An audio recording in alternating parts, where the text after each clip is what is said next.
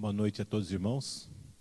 Que bom que você veio, que bom que você chegou a tempo para juntos poder louvar e adorar o nosso Deus. E também agradecer, ter os momentos de gratidão, de súplica também, que é muito importante nesse dia, nessa quarta-feira também. Que Deus abençoe a todos. Abre o seu coração, que iremos louvar ao nosso grande Deus.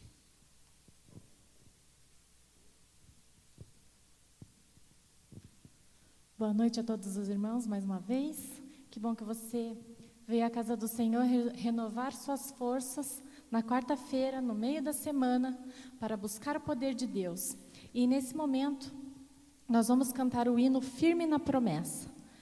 Por mais que nós passamos dificuldades, lutas, nós estamos firmes na promessa que Jesus nos deixou, de que um dia virá para nos buscar. Amém? Amém.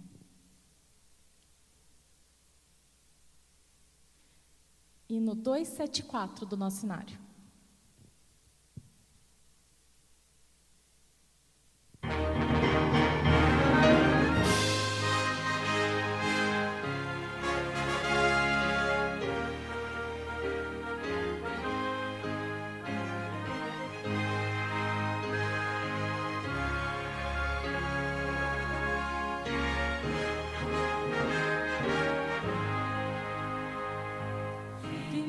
Promessas de Jesus, Senhor, vou cantar louvores ao meu bom pastor, sempre exaltarei o seu eterno amor, firme nas promessas de Jesus,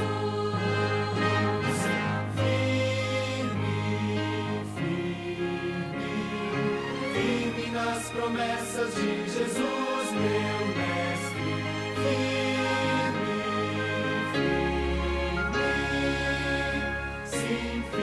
nas promessas de Jesus. Firme nas promessas, não irei falhar. Vindo as tempestades deste meu lidar, pelo verbo eterno sempre irei lutar. Firme nas promessas de Jesus.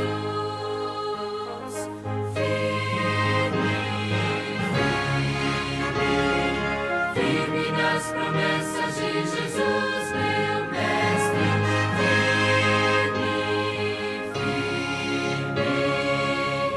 sim, firme nas promessas de Jesus, firme nas promessas do Senhor Jesus, em amor ligado com a sua cruz, cada dia mais me alegro nesta luz. Nas promessas de Jesus,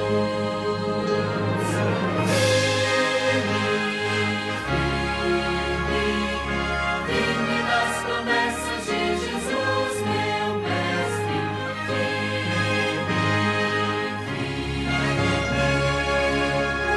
sim, firme nas promessas de Jesus.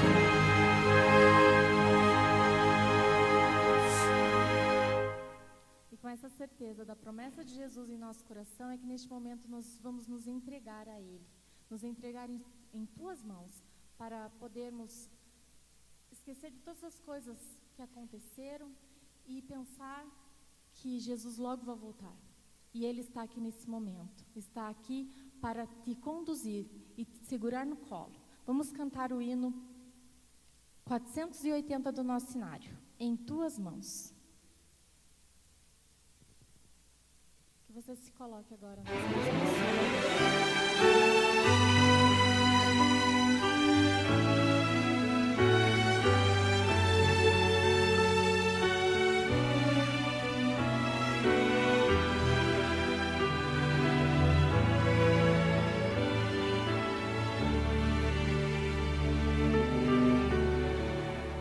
Em tuas mãos. Em tuas mãos.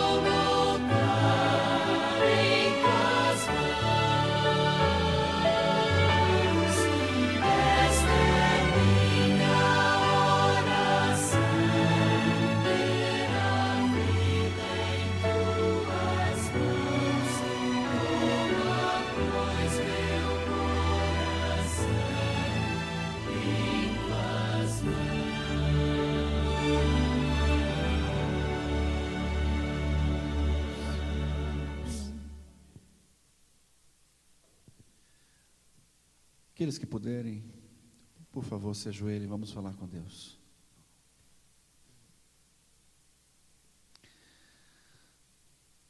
Deus Pai, Deus Filho, Deus Espírito Santo, louvado seja o teu nome, Senhor. Louvado sejas por toda a eternidade, porque tu um dia nos trouxeste a salvação. Um dia tu fizestes sacrifício em nosso favor para nos resgatar do pecado, Pai, da penalidade do pecado. Nós somos tuas criaturas e assim como estamos neste momento em espírito de adoração, mas também, Pai, clamando a Ti pelas Tuas bênçãos, clamando pela Tua graça, pela Tua misericórdia, que ela possa ser abundante na nossa vida, Pai. Não somos merecedor de nada daquilo que o Senhor tem feito por nós, mas a cada dia, Pai, ao receber esta graça, o nosso coração se enche de gratidão por isso. Senhor, ouve neste momento cada pedido que está no fundo do coração dos Teus filhos, que o Senhor possa agir como vens agindo desde sempre na vida dos Teus servos, e que todos que aqui estão, não apenas neste tempo, mas onde quer que estejam reunidos, Pai, que o Senhor possa aceitar o louvor, que o Senhor possa derramar uma porção dobrada do Teu Espírito Santo na vida destes Teus filhos. Ó Senhor, que nesta noite possamos sair daqui revigorados e cheios do Teu Espírito. Nós Te pedimos e Te clamamos em nome de Jesus. Amém.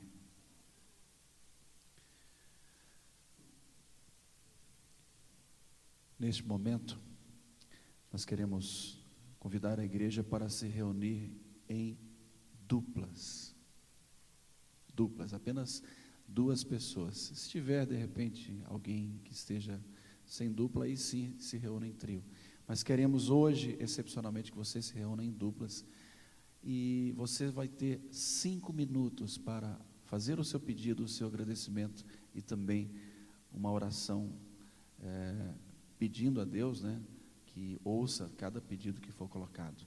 5 minutos é o tempo que teremos, porque hoje o nosso assunto, como vem acontecendo a cada quarta-feira, é um assunto muito interessante, muito apropriado para o fim dos tempos, e é um assunto muito longo. Então, 5 minutos é o tempo que cada dupla tem para aí apresentar os pedidos e agradecimentos. Na sequência, um dos dois faz a oração.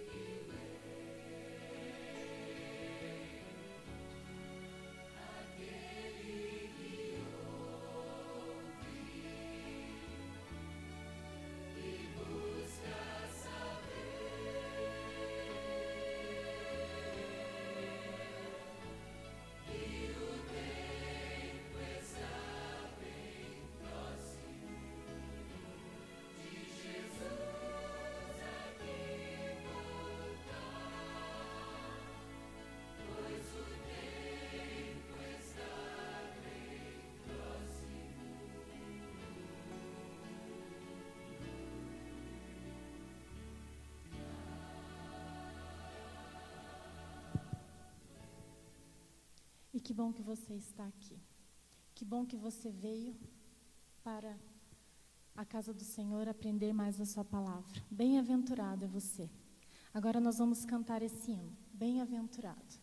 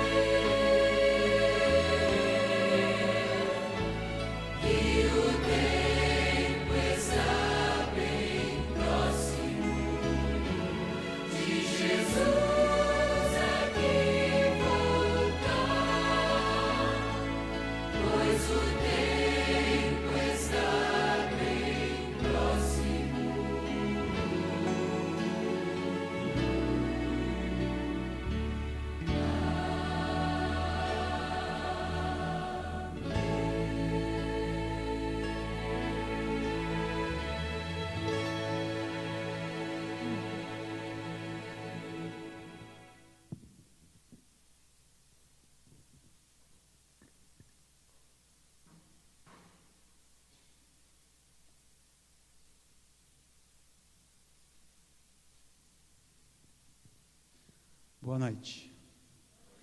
Eu estava pensando aqui, eu descobri porque vocês gostam de sentar no fundo. Quer ficar na altura do telão, né? Fica melhor para enxergar. Eu passando os slides hoje, eu cheguei mais uma conclusão também, que daí de cima vocês vão ficar menos tontos com a movimentação dos slides, né? De vez em quando eu acho que incomoda.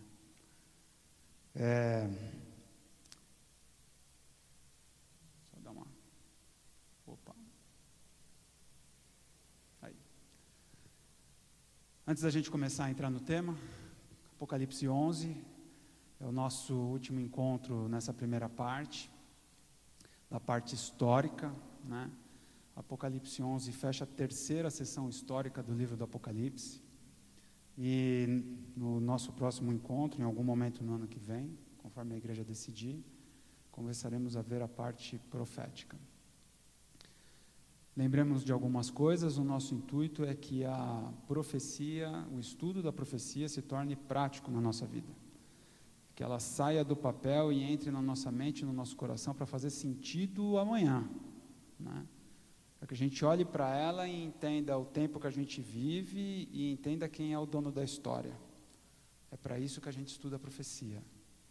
Nos preocupamos menos com a parte teológica, que não é nem sob qualquer prisma de análise, não deixa de ser importante, é muito importante, é ela que nos dá apoio para podermos transformar isso em algo prático para a gente, mas o nosso intuito não é nos perdermos nos símbolos, nos detalhes, mas entendermos de forma ampla e bastante específica aquilo que nos toca no dia a dia e por que a profecia é importante para nós. Vou lembrar de algumas coisas. Nós já estamos no capítulo 12, no capítulo 1 nós estudamos Ele mesmo, Ele se revelando. Jesus se revelando no capítulo 1. Ele se revela em toda a Bíblia, é verdade, mas no capítulo 1 ele se apresenta de uma forma muito contundente. No capítulo 2 e 3, a primeira sessão histórica do livro do Apocalipse, ele vai falar sobre as igrejas. E Cristo revela a história das igrejas a partir da visão lá do primeiro século com João. A gente nunca pode perder essa perspectiva de que João teve a visão no primeiro século. O que para nós hoje é história, para João era futuro. E João descreve passo a passo cada um dos períodos da igreja do Senhor no tempo, desde o primeiro século até hoje. E percebemos pelo estudo que vivemos hoje no tempo da última igreja. Apocalipse 4 nos apresentou a cena do trono de Deus, uma cena de julgamento, o tribunal assentado para decidir o destino da terra e dos homens. Capítulos 5 e 6, passamos para a segunda sessão histórica com a abertura dos selos. E percebemos mais uma vez, paralelamente com as 7 igrejas, Deus agora explora um segundo ângulo da história a partir de João e nos dá novas nuances, novos detalhes, novas cores daquilo que aconteceria e que de fato aconteceu. E percebemos também que mais uma vez estamos ali do 6º para o 7º selo. Alguma coisa entre o verso 13 e 14, se eu não me engano, do capítulo 6 do Apocalipse. Lá estou eu e você. No capítulo 7, vimos o selo de Deus. Vimos que Deus tem um selo específico para o seu povo, que o protege, que o mantém guardado, e que é sinal entre Ele e nós. Vimos que este selo é a sua lei, gravada na nossa mente e no nosso coração. A sua lei completa, a sua lei de A a Z, ou do 1º ao 10º mandamento. Vimos que selados e protegidos, e os anjos estão segurando os ventos para que as pessoas sejam seladas, os filhos de Deus sejam selados, não é? Nesse tempo que a gente vive agora. No capítulo 8 e 9 foi aberta a terceira sessão histórica do capítulo com as trombetas. E o pastor Vinícius explorou aqui com vocês da primeira até a 6ª trombeta. E percebemos que nós estamos mais uma vez na iminência da 7ª, que é a última. E finalmente, na semana passada, estudamos o livro em 2 perspectivas. Para a gente ser gráfico, Cristo se revela no capítulo 1, ele resolveu se revelar. No capítulo 2 e 3, ele vai mostrar cada uma das suas igrejas, que eram igrejas físicas, mas que também eram demonstrativos de períodos da igreja e que são exemplos para nós ainda hoje, como igreja, do que devemos viver hoje. Não é? Passamos depois para a cena do trono. E ali percebemos os 24 anciãos sentados, prontos na cena de julgamento. Depois percebemos os 7 selos, e estamos na abertura do último selo. Depois o selo de Deus sobre cada um de nós. Depois as trombetas. E olha que interessante as trombetas. É importante a gente lembrar um pouquinho sobre isso, porque tem relação com o que vamos ver hoje. A primeira trombeta fala dos godos atacando Roma, lá no ano 410 depois de Cristo. Estamos falando de períodos históricos. Os godos são os primeiros a atacar Roma e os primeiros a iniciarem, eles são os que iniciam o processo da queda de Roma pagã. O processo de derrocada da Roma imperial. Começa com eles, lá em 410. Na sequência, os vândalos eles invadiram Roma de fato em 455, mas em 439 eles tomaram importantes pontos comerciais de Roma, de forma que ali também começa a fragilizar o Império Romano pagão, né? Na sequência foram os hunos com Átila em 451, que também ataca Roma e mais uma vez a fragiliza. É interessante porque Átila acaba até retrocedendo, mas no processo dele retroceder, ele acaba fortalecendo um outro grupo que seria o responsável pela derrocada final de Roma, quando? Em 479, os Érulos. E aqui Roma pagã cai definitivamente, a 4ª trombeta.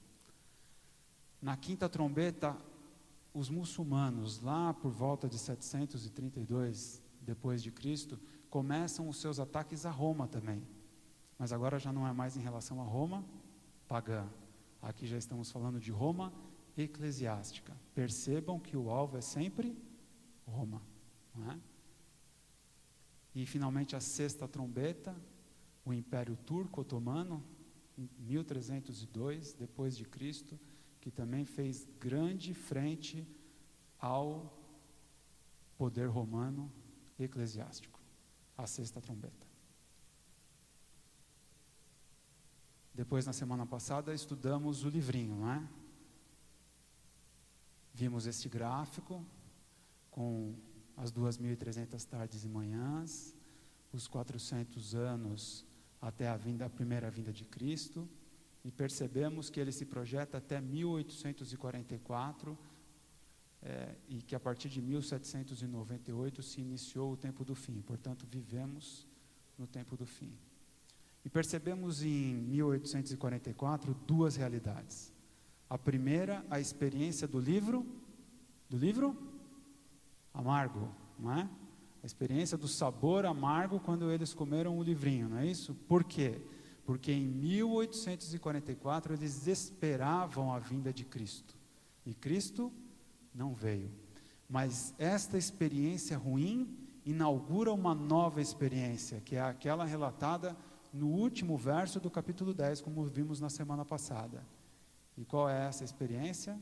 A experiência de se levantar e continuar pregando, porque Jesus vai voltar. O livrinho que inicialmente era doce se tornou amargo.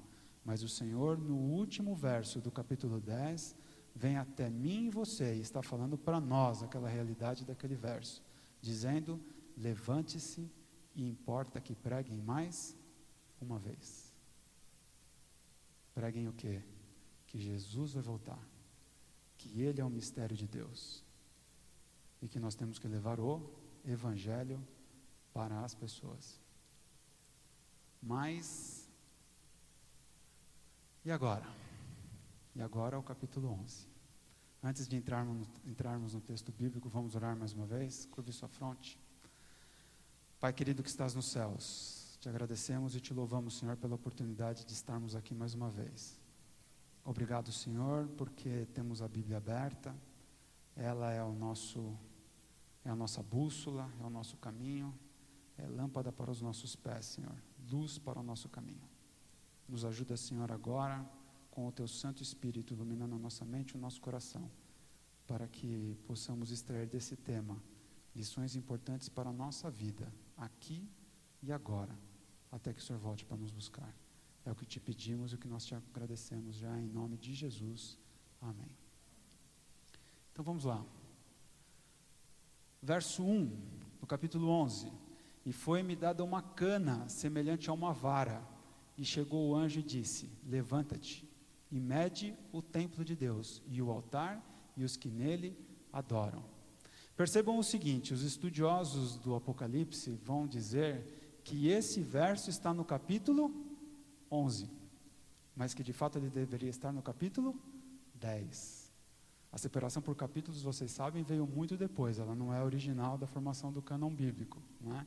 E esse verso, na separação, ficou no capítulo errado, porque obviamente a separação não foi feita de forma inspirada, não é? Porque esse verso tem relação com o final do capítulo 10. Por que ele tem relação com o final do capítulo 10? Porque quando Deus vem ali e fala assim: chegou o tempo, levanta-te e faz o quê? Mede o templo. Ora, João está no ano 100 mais ou menos da nossa era. Havia templo nesse tempo? Não, né? O templo tinha acabado de cair no ano 70 mais ou menos, né? Depois de Cristo. De forma que quando Deus fala para João para medir o templo, na verdade ele estava pedindo para que se debruçasse sobre uma realidade até então não resgatada. E qual era essa realidade? O santuário, que até esse momento nunca teve atenção dos estudiosos da Bíblia. E mais do que isso, ele diz assim: mede o templo, estuda o templo, estuda a palavra, mergulha na palavra, mais uma vez, de Deus e o altar e os que nele adoram, porque nós temos duas realidades que saltam daqui. A primeira, o santuário celestial. A segunda, o julgamento. O julgamento de quem? O julgamento dos homens. É essa a visão que nós temos a partir do entendimento de que há a participação de Cristo intercedendo por nós junto ao Pai no santuário celestial. O verdadeiro povo de Deus é medido não de acordo com a sua estatura física, mas por um padrão do que é certo, uma lei. Falai de tal maneira e de tal maneira procedei como aqueles que hão de ser julgados pela lei da liberdade. Deus não é aleatório, Deus tem um padrão no seu julgamento, Deus tem uma forma única de encarar a cada um de nós, que é através da sua lei, que é Ele mesmo, não é? As leis dos homens mudam. É muito interessante porque hoje eu estava no escritório e ouvi uma conversa assim: você já comprou o Vademecum mais atualizado para o próximo ano? Vademecum é um conjunto de leis, de códigos, né, num livro só, organizado principalmente para quem faz concurso ou para quem tem necessidade de acessar esse tipo de legislação de forma mais rápida, num outro contexto que não com o próprio código na mão. E aí eu fiquei só ouvindo a conversa daquelas pessoas. Não, porque saíram tantas leis esse ano, né? E elas ainda não estão no antigo, precisam ser atualizadas para o próximo. Porque a lei dos homens é assim. A lei dos homens varia no tempo e no espaço. Varia no tempo e no espaço e nunca é eficaz ou efetiva o suficiente. Mas a lei de Deus não é assim. A lei de Deus é uma só, desde o começo. Quando nós vamos tanto a Malaquias, como quando nós vamos a Tiago, Deus vai dizer assim: eu não mudo, eu sou o mesmo, sempre. Porque se eu mudasse, vocês todos seriam destruídos. Deus não muda, e o seu código de leis não muda, é sempre o mesmo. É o homem quem tenta mudar o código de leis de Deus. Verso 2: e deixa o átrio que está fora do templo, e não o meças, porque foi dado às nações, e pisarão a cidade santa por 42 meses. Dois detalhes nos chamam a atenção nesse verso. O primeiro, o átrio está fora do templo. Quem morria no átrio? O cordeirinho. Prefigurando o quê? A morte de Cristo. Cristo morreu aonde? No Calvário, aqui na terra. Nesse verso 2, Deus está nos mandando agora de volta para a terra, para observarmos o que aconteceu e o que aconteceu aqui. Saímos do santuário celestial e voltamos para a terra. E não o meças, porque foi dado às nações, e pisarão o que é a cidade santa, ou seja, haverá guerra contra a cidade santa de Deus. Durante quanto tempo? 42 meses. Já vimos essa medição de tempo na semana passada. Esse é o santuário terrestre, não é? Ele está cortado ali para poder ver as partes internas dele, mas o átrio, o pátio, é essa parte da frente do santuário, que estava fora da tenda. Referências aos 1260 dias. Daniel 7:25 vai falar de 3 tempos e meio. Daniel 12:7 vai falar de 3 tempos e meio. Apocalipse 11:2, que é onde nós estamos, fala do quê? De 42 meses. 42 meses vezes 30 dias, e a referência para a gente chegar nesses 30 dias está ali, ó, Gênesis 7:11 e Gênesis 8:4. O mês judaico não era um mês como o nosso, que vem com o nosso calendário mais recente, mas o mês judaico era do quê? De 30 dias. 42 meses vezes 30 dias, 1260 dias, que em profecia importam em 1260 anos, como a gente viu lá no texto de Ezequiel na semana passada, não é isso? Apocalipse 11:3 vai falar diretamente de 1260 dias, e Apocalipse 12:6, 12:14 e 13:5 estão ainda no nosso futuro, no estudo aqui, então a gente não vai abordar agora. E os 3 tempos e meio a gente viu na semana passada. Um tempo, 1 ano, 2 tempos, 2 anos, meio tempo, meio ano, ou 42 meses, ou 3 anos e meio, ou 1260 dias, a conta é sempre a mesma. 1260 anos proféticos, como está escrito ali na última parte. O verso 3 e 4. E darei poder às minhas 2 testemunhas, e profetizarão por 1260 dias, vestidas de saco. Estas são as 2 oliveiras e os 2 castiçais que estão diante do Deus da terra. A primeira pergunta que vem à nossa mente é: quem são as 2 testemunhas? A Bíblia explica a Bíblia.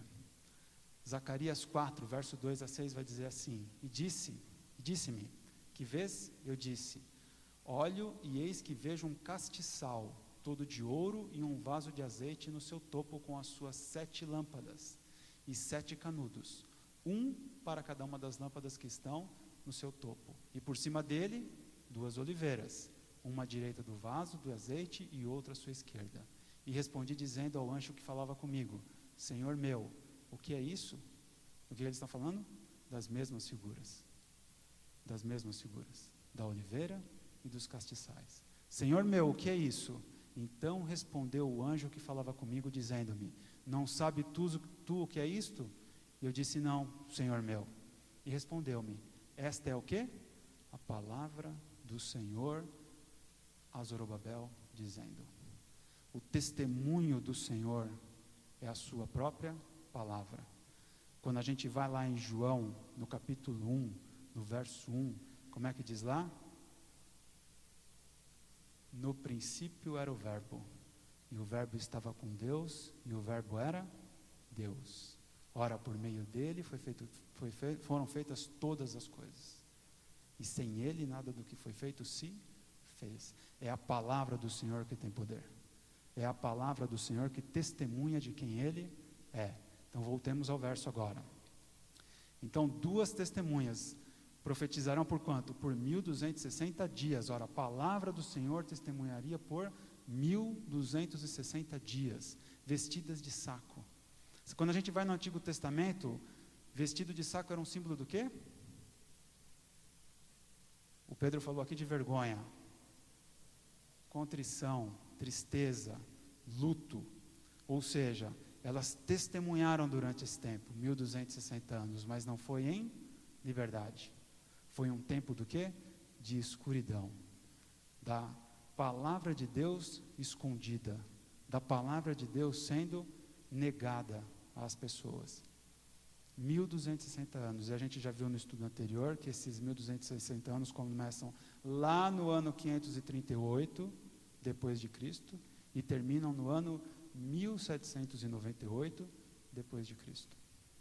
Foi o período da Era Escura. Quando a gente volta lá para as igrejas, lá no começo, a gente percebe que no início, pagão perseguia cristão. Depois mudou. Cristão perseguia pagão. E depois, finalmente, a partir de 538, o que aconteceu?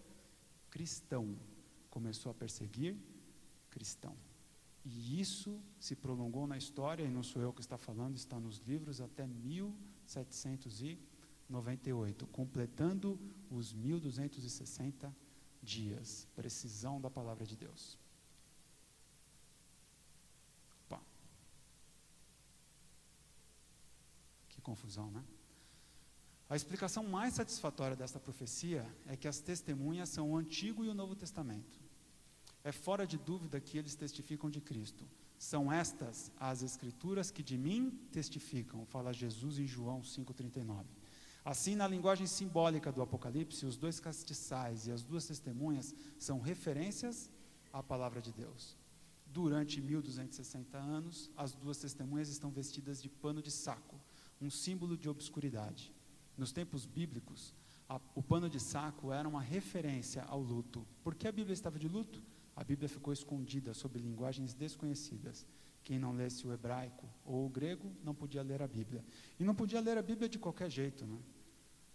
Porque era muito caro ter uma Bíblia. Era muito difícil o acesso. A Bíblia só começa a ser franqueada às pessoas a partir do ano 1500 com a invenção da imprensa por Gutenberg, né? Mesmo assim, durante muito tempo ainda se tentou bloquear. Vocês sabem da história da Reforma. É só com a Reforma é que as Bíblias começam a ser traduzidas para muitas línguas e começam a chegar para as pessoas de forma livre, porque até aquele momento deveria haver um intérprete eclesiástico para que aquele leigo pudesse ter acesso ao texto sagrado. No verso 5, ele está mexendo sozinho, gente, não sou eu, tá? E se alguém lhes quiser fazer mal, fogo sairá de sua boca. Fazer mal contra quem? Contra a palavra de Deus, né? E devorará os seus inimigos. Os inimigos de quem? Da palavra de Deus. E se alguém lhes quiser fazer mal, importa que assim seja morto. Todos aqueles que fizeram guerra contra a palavra de Deus se deram mal. Não porque Deus se vingou dessas pessoas. No sentido óbvio da nossa interpretação, até a gente pode entender que foi isso. Mas porque a palavra de Deus permanece. Deus diz: a minha palavra permanecerá para sempre. Passa tudo, mas a minha palavra permanece para sempre. Verso 6. Estes têm poder para fechar o céu, o que é a palavra do Senhor, né? Para que não chova nos dias de sua profecia. E tem poder sobre as águas para convertê-las em sangue, e para ferir a terra com toda a sorte de pragas, todas quantas vezes quiserem. Apocalipse 11, 6. Nós temos na história bíblica, inclusive, 2 exemplos disso. Elias fechou o céu. Elias fez com que não chovesse. Pedindo a Deus, é claro, né? Deus fez que não chovesse. E Moisés, que aplicou as pragas no Egito, ou pelo menos invocou a Deus que aplicou as pragas no Egito. A palavra do Senhor invocada tem poder. Pela palavra de Deus, Elias fechou as janelas do céu, de maneira que não choveu por 3 anos e meio. Pela palavra do Senhor, Moisés transformou em sangue as águas do Egito. Assim, opor-se às 2 testemunhas é um verdadeiro suicídio. Ninguém se opõe à palavra de Deus. Muito já se tentou, e a gente vai ver isso agora na segunda parte do capítulo. Muito já se tentou fazer contra a palavra de Deus, mas a palavra de Deus permaneceu. Às vezes as pessoas têm a mania de falar assim: a palavra de Deus foi mudada, foi adulterada. A Igreja Católica tem muitas mazelas, esta não é uma delas. Embora ela tenha inserido livros na palavra de Deus, o texto bíblico essencialmente é o mesmo que nós temos hoje daquele que foi entregue no cânon original. Essa foi a crítica durante muito tempo, mas os escritos do Mar Morto vieram para calar a boca dos críticos.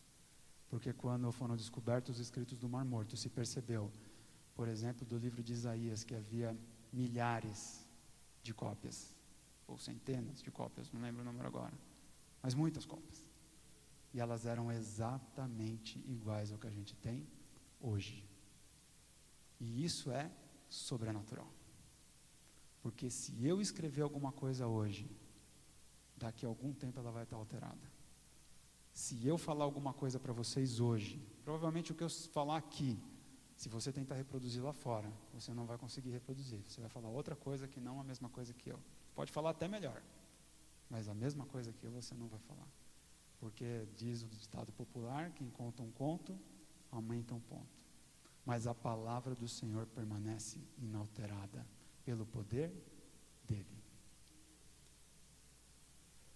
E quando acabaram o seu testemunho, ou seja, agora estamos já no final dos 1260 anos, já ali chegando em 1778, a besta que sobe do abismo lhes fará guerra, e os vencerá e os matará.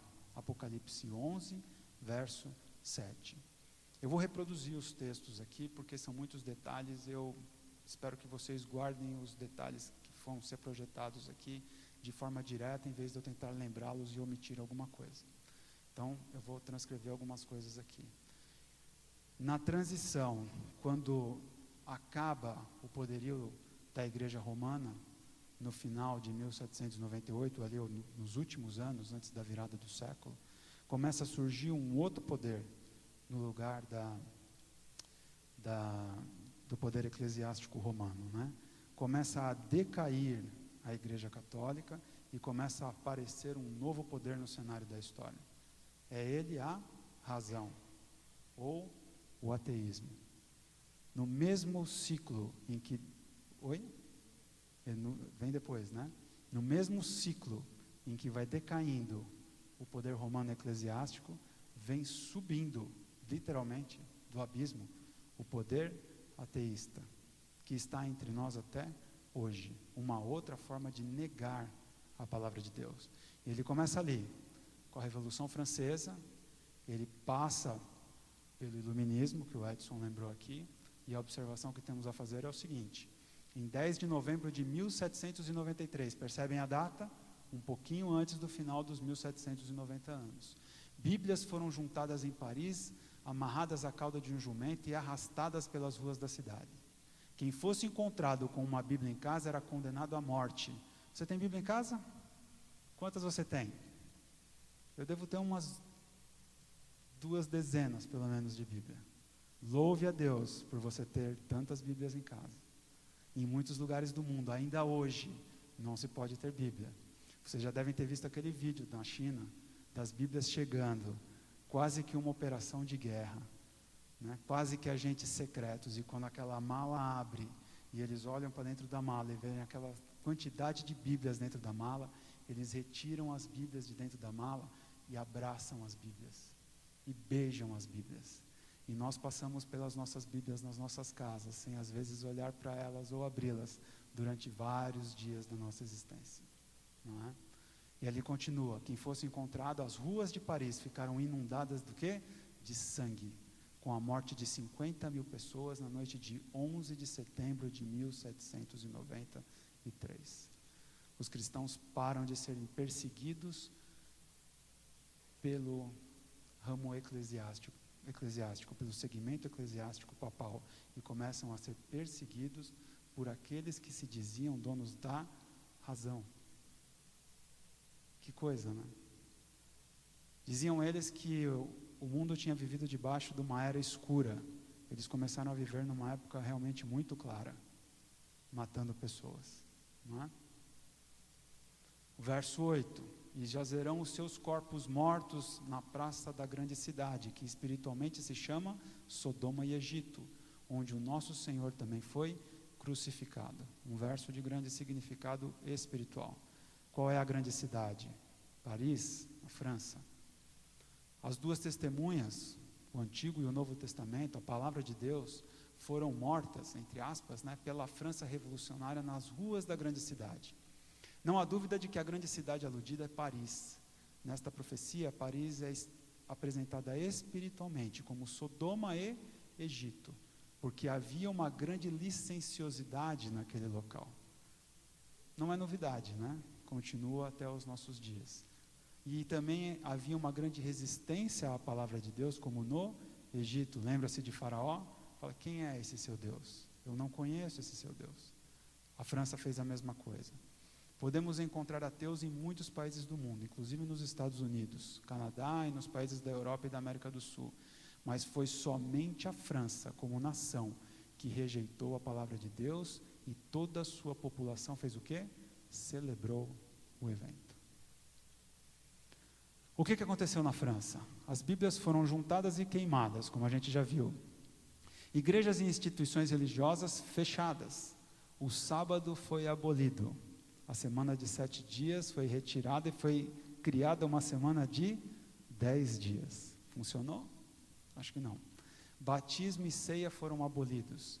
A existência de Deus negada, a morte declarada como um sono perpétuo, ou seja, morreu, não há mais nenhuma chance para nenhum de nós, e ainda a deusa da razão, como uma vil prostituta, passou a ser adorada. Os homens são assim. Eles preferem adorar outras coisas do que adorar a Deus. As pessoas se enganam, elas acham que nós adoramos a Deus e que eles, às vezes, não adoram ninguém. Não é verdade. Todo mundo nessa terra adora alguma coisa. A ciência já chegou à conclusão que nós nascemos e nós fomos criados com um elemento intrínseco a nós que nos faz crer em alguma coisa. Aqueles que dizem que não creem em nada, creem em alguma coisa. Eles creem que não existe nada. Interessantemente, eles lutam contra alguém que não existe. Mas o fato é que no local de Deus foi colocada, ou foi tentada colocar, a razão. O texto continua, 9 e 10. E homens de vários povos, e tribos, e línguas, e nações, verão seus corpos mortos por 3 dias e meio. Corpos de quem mortos por 3 dias e meio? A palavra de Deus, 3 dias e meio. E não permitirão que os seus corpos mortos sejam postos em sepulcros. Por quê? Porque tinha gente que ainda continuava lutando pela permanência da palavra de Deus. Deus sempre teve seu povo fiel em todos os tempos da história. Eu já falei aqui algumas vezes, né? Eu gosto daquela figura do trenzinho. Às vezes ele entra num túnel e você não percebe que ele está passando, mas ele está passando. É a mão de Deus que está sobre o túnel, guardando o trenzinho do seu povo, até que ele possa realmente, ou novamente aparecer no palco da história. E os que habitam na terra se regozijarão sobre eles, e se alegrarão, e mandarão presentes uns aos outros, porquanto esses 2 profetas, as Escrituras, tinham atormentado os que habitam sobre a terra. Muitos cristãos de outras nações não compartilharam dos ímpios sentimentos dos revolucionários franceses na guerra ateísta contra a Bíblia. Ao contrário, protegeram suas nações do contágio da pestilenta atitude daqueles ateus sem escrúpulos. Não permitiram que as 2 testemunhas fossem sepultadas, embora estivessem mortas por 3 anos e meio. Foi realizado um gigantesco esforço por parte dos verdadeiros cristãos para a exaltação da Bíblia, tanto na França como em todas as demais nações da terra. A Revolução Francesa se notabilizou pelo ódio contra o cristianismo e pela violência. Durante este período, aproximadamente 50 pessoas eram decapitadas, por quê? Por dia, na guilhotina. Por dia. Esta era a deflagrada era da razão. E agora nós vamos ver um detalhe muito importante. E depois daqueles 3 dias e meio, você deve estar tentando pensar nesses 3 dias e meio, com aqueles 3 dias e meio que nós vimos anteriormente, mas não são. O Espírito de vida vindo de Deus entrou neles, e puseram-se sobre os seus pés, e caiu grande temor sobre os que os viram. Apocalipse 11, verso 11. Em 11 de novembro de 1793, a Bíblia foi abolida na França por meio de decreto. Em novembro de 1796, ou seja, 3 anos depois, foi tomada uma resolução dando tolerância à Bíblia. Essa resolução não foi promulgada até quando? Junho de 1797, cumprindo à risca o período de 3 anos e meio. Assim como a Escritura havia previsto, 1800 anos antes, ou 1700 anos antes, a Bíblia foi perseguida na França. Caiu o poder eclesiástico e apareceu o poder ateu. E assim como um perseguia a Bíblia, o outro também começou a perseguir. Mas ela prevaleceu. E ela reaparece no cenário da história 3 anos e meio depois. Então, verso 12: E ouviram uma grande voz no céu que lhes dizia: Subi para aqui. E subiram ao céu em uma nuvem. Subir quem? A gente precisa lembrar de quem a gente está falando, das testemunhas. Subam aqui, né? E subiram ao céu em uma nuvem, e os seus inimigos os viram, porque o que acontece na sequência, a Bíblia foi exaltada e honrada como nunca. Antes de 1804, a Bíblia havia sido impressa e distribuída em 15 línguas. Hoje, porém, sua mensagem pode ser lida em mais de 1.200 idiomas diferentes. Verdadeiramente, as 2 testemunhas subiram ao céu em uma nuvem.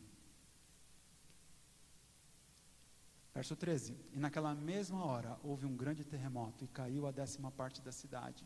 E no terremoto foram mortos 7.000 homens, e os demais ficaram muito atemorizados, e deram glória ao Deus do céu. Não estamos falando de um terremoto literal. Esse terremoto não é literal, mas é simbólico, porque desde o versículo 7, a profecia vem tratando de grande catástrofe que caiu sobre o povo francês. Com aquela revolução, o temor imposto pela revolução foi, na verdade, o grande terremoto moral que abalou toda a França. Com a arrogância, a França desafiou todas as posições de autoridade, o que resultou na mais completa anarquia. Seus atos, os quais desonravam a Deus e desafiavam o céu, encheram a França de cenas tão sanguinárias, tanta carnificina e horror, que até mesmo os próprios incrédulos tremeram e ficaram aterrorizados. Nós vivemos um momento muito interessante da nossa história, porque há um movimento sistemático no mundo querendo negar a nossa herança judaico-cristã.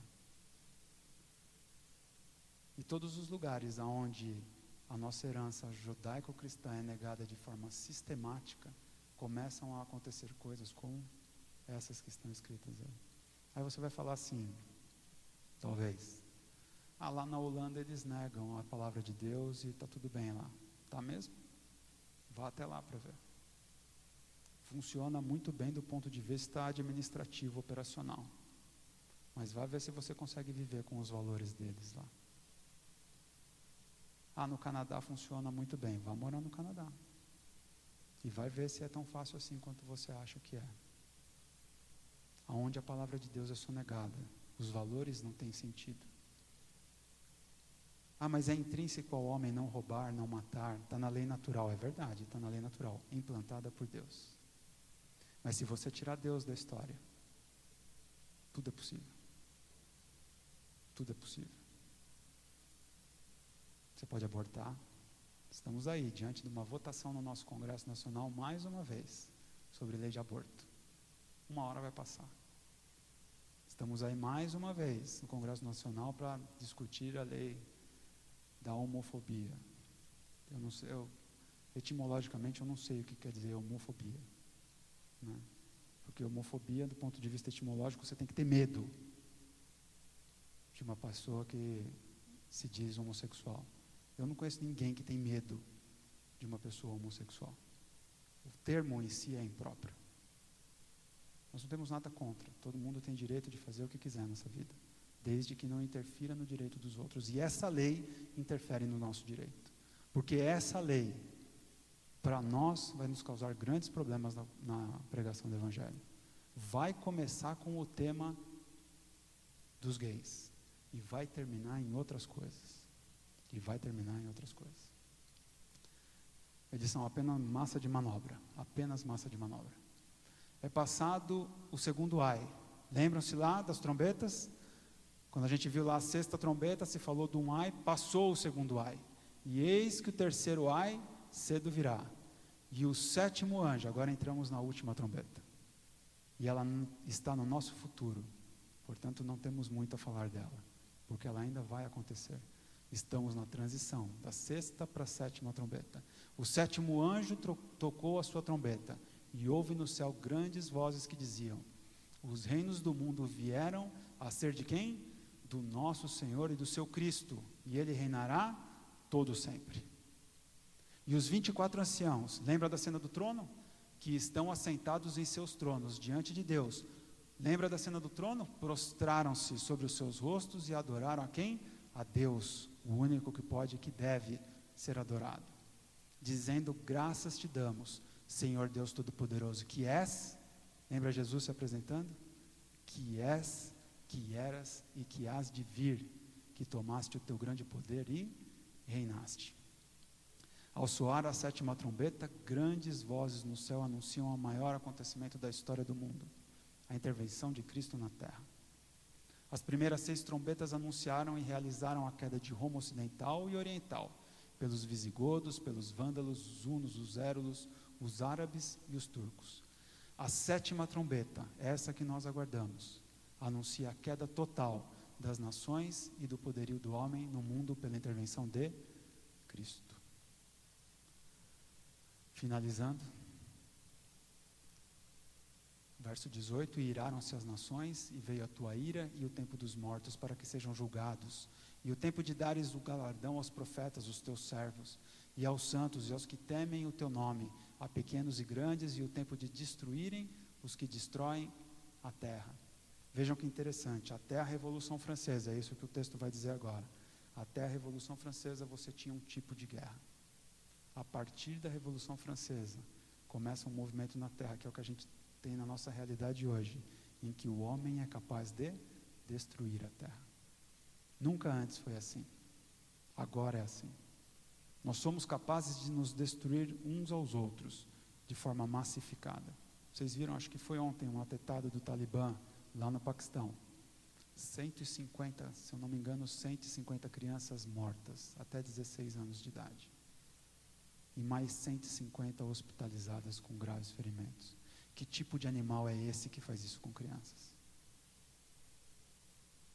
É por isso que Deus tem que voltar, para acabar com isso. Continua o texto. A expressão os que destroem a terra indica a possibilidade do ser humano aniquilar nações inteiras ou até mesmo o mundo inteiro, no auge da sua fúria. Lembram da visão? Lembram da visão dos anjos, os 4 anjos nos 4 pontos cardeais da terra, segurando os ventos, segurando as guerras, para que o povo de Deus possa ser selado? As coisas só não eclodem de vez porque os anjos estão segurando.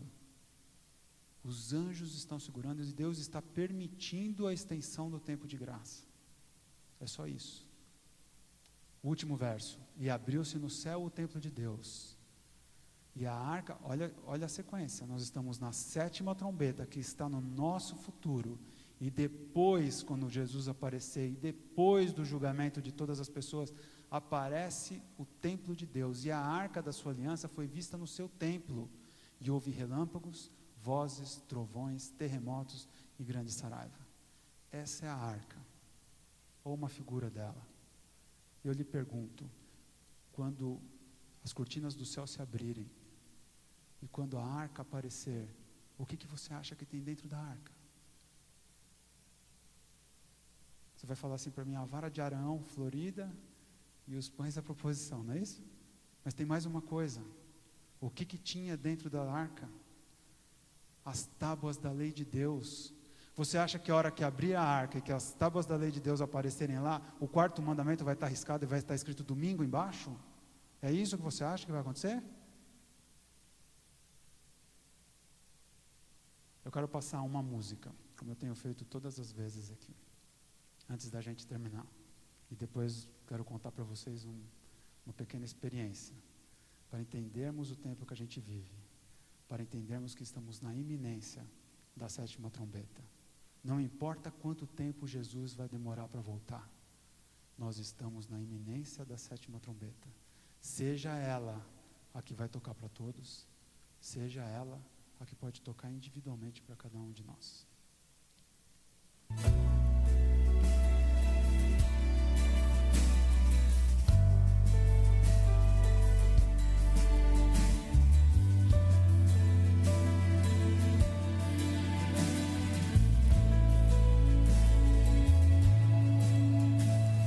Olhando a leste, eu vejo uma nuvem menor que a mão de um homem. Silêncio e respeito contidos no peito. O momento chegou. Arco-íris no breu, mancha escuro do céu, que em coro celebra a Deus. A nuvem se expande agora, já grande reluz a vitória, e anjos dão glória a Cristo, cantando santo, santo é o Filho, e quem majestade vem pra buscar, vem resgatar aos seus filhos que tanto amou. Vem pra mudar, vem transformar este mundo que tanto pecou. Vem construir, vem redimir, terminar com o mal e ao seu povo se unir. Ele vem pra sempre. Ele vem pra sempre.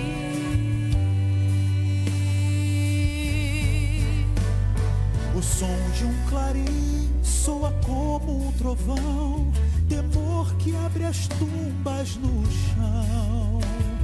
Eu tento conter a emoção ao rever irmãos que um dia perdi. Abraços saudosos, reunião milagrosa, os santos vestidos de luz relembram da cruz o plano de salvação e erguem sua voz em louvor ao Cordeiro que um dia trouxe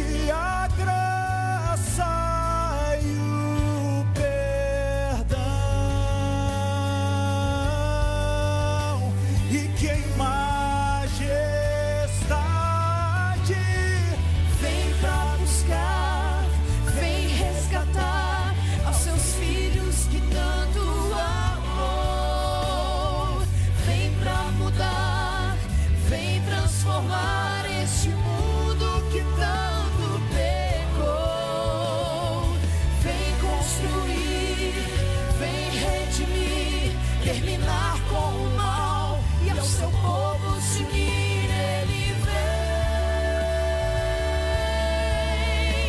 pra sempre. Ele vem pra sempre.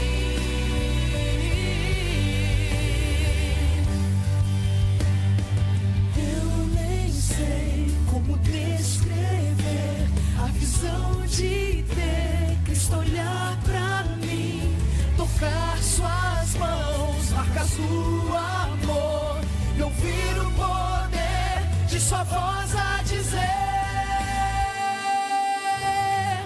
vim pra buscar, vim resgatar aos meus filhos que tanto amei. Vim pra mudar, vim transformar este mundo que um dia criei. Vim construir, vim redimir, terminar com o mal e ao meu povo me unir. Eu voltei pra sempre. Eu voltei pra sempre.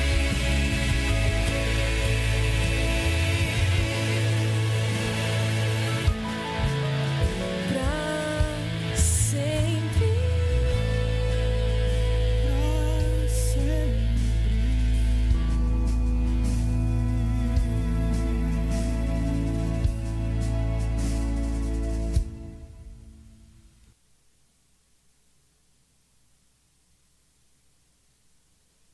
Cena 1.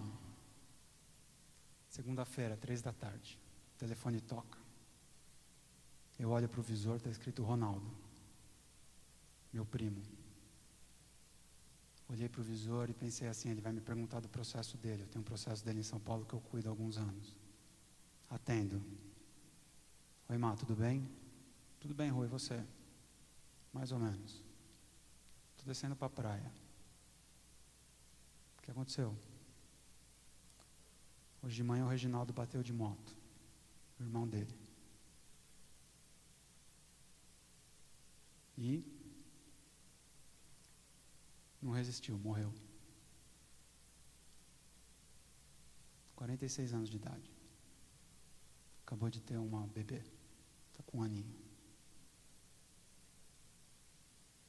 Segunda cena. Hoje de manhã. Saindo do escritório. Passo na rua, um senhor olha para mim e fala assim: estou com fome. E eu falei para ele: eu não tenho nenhum trocado aqui. Eu não tinha mesmo. E aquilo começou a me incomodar e não importa, a história terminou. Mas essa é a segunda cena.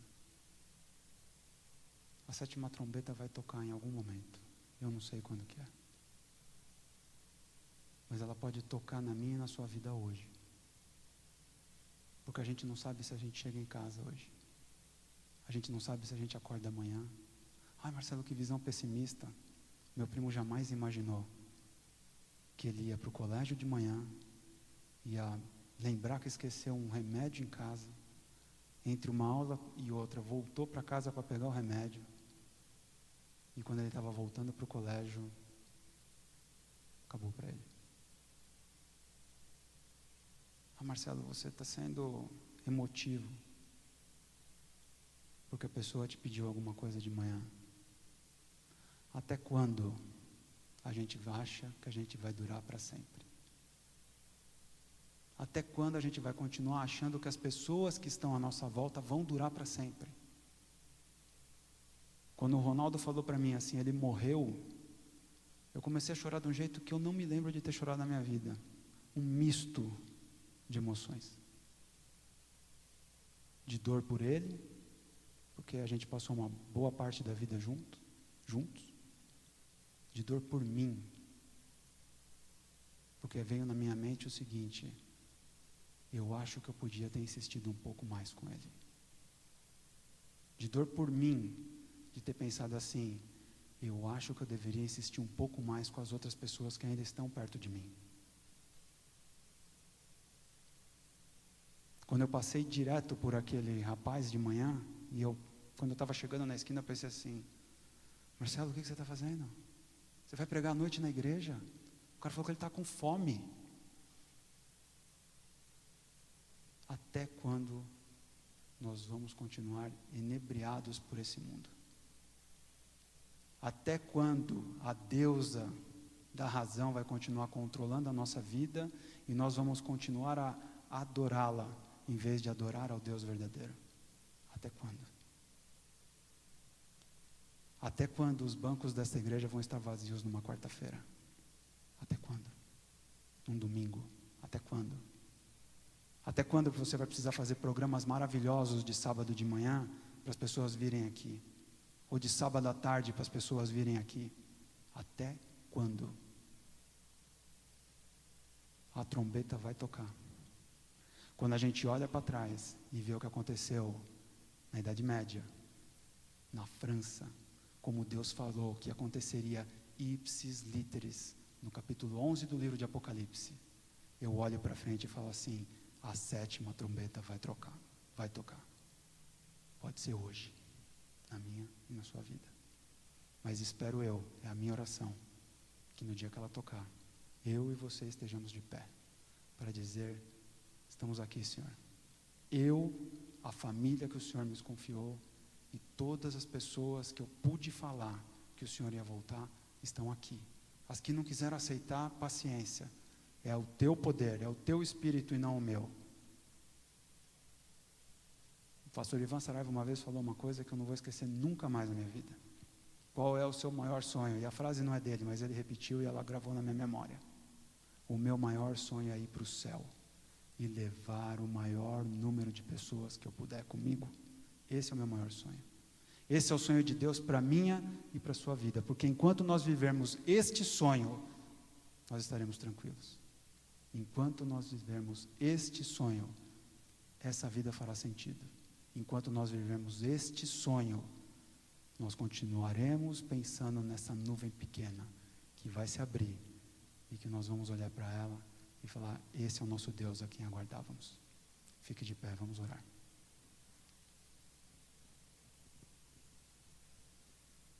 Pai querido que estás nos céus, estamos aqui diante de Ti, Senhor, para mais uma vez entregar a nossa vida nas Tuas mãos. Senhor, mantenha a Tua mão poderosa sobre nós, mantenha a Tua mão poderosa sobre os nossos queridos, sobre a nossa família, sobre os nossos amigos. Senhor, nos habilita pelo poder do Teu Espírito a falarmos no Teu nome. Nos dá oportunidade para isso, Senhor. Nos ajuda, Senhor, a sermos o sonho que o Senhor tem para cada um de nós. Porque enquanto estivermos vivendo o Teu sonho, os nossos sonhos serão melhores. Nos leva para casa em segurança, Senhor. Nos guarda, nos abençoa com a Tua presença na nossa mente, no nosso coração, na nossa vida. Nós Te pedimos e nós já Te agradecemos. Em nome de Jesus. Amém. Antes de você ir embora, eu quero falar só uma coisa para você. Eu não aguento. Hoje à tarde foi assinado um tratado entre Cuba e Estados Unidos. Acho que 50 anos de embargo econômico dos Estados Unidos em relação a Cuba. Aí você vai falar assim para mim: Marcelo, o que isso tem a ver com a igreja? O que isso tem a ver com nós estarmos aqui hoje? O ano que vem nós vamos estudar do capítulo 12 em diante. Venham, se você não sabe ainda, venham. Se você não sabe ainda e você quer trazer alguém que, ou se você já sabe e quer trazer alguém que não sabe, venha e traga esse alguém que não sabe. Mas nós vamos entender que nós vivemos um momento único da história. Eu vou dar só uma pitadinha para vocês. Quem ligou os dois nomes foi o Vaticano. Nós vivemos os últimos dias dessa terra, vocês podem ter certeza disso. Vão em paz e o Senhor vos acompanhe.